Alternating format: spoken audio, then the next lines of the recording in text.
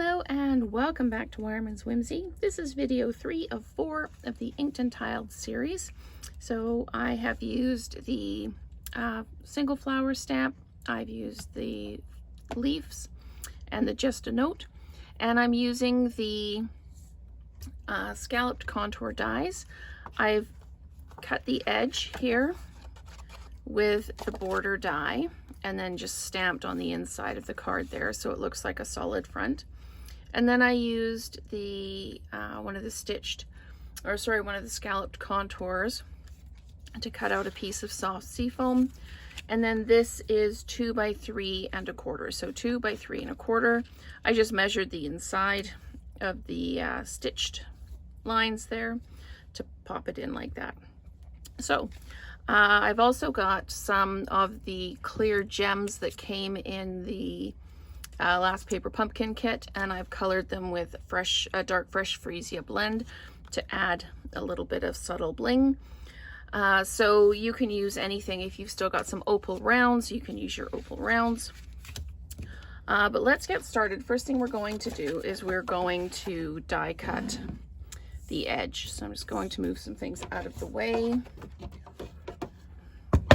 Bring this down. It doesn't matter how far in you do. I usually do 3/4 of an inch to an inch. And this will thump like crazy when you put it through the machine because that's kind of solid edge hitting it. Just making sure that I am inside the edges all the way around. Just going to grab a couple of sticky notes to hold that flat.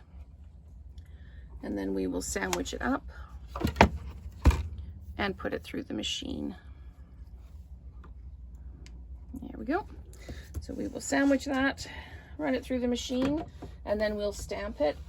You can stamp beforehand if you want. But, oh, there we go. There's that thump. I just chose to do it afterwards. Mostly because I really didn't have a plan. I was just working with what I had in front of me. So you can save this edge if you want, or you can throw it away, whichever you need to do. So what we're going to do now is we're going to take some soft seafoam and the leaf, and we are going to just stamp along that inside edge like that. And then we're going to stamp the front.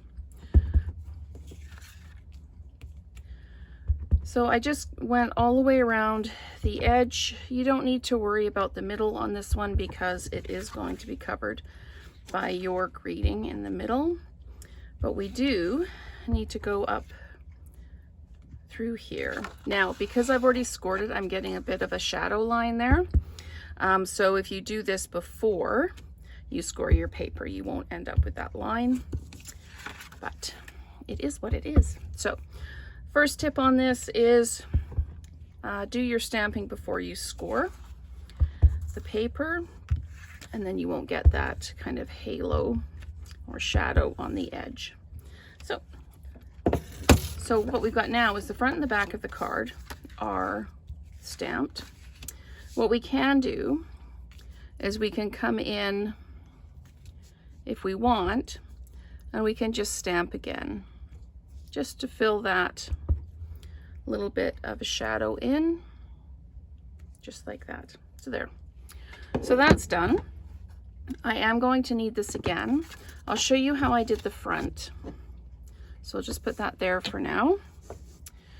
And I'm going to take my fresh freesia. I'm going to do my Just a Note.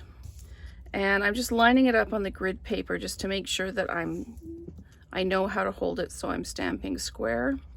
And there we go. And I am going to, trying to decide if I'm going to do I'm going to mask this. What I did is I stamped the flower and then I cut it out. So I'm going to put the mask down, and then I'm going to come in and stamp the leaves over top, which will leave me an empty space in the middle. And what I'm going to do with that is I'm going to add the flower, and I've added it low because I'm going to stamp it again.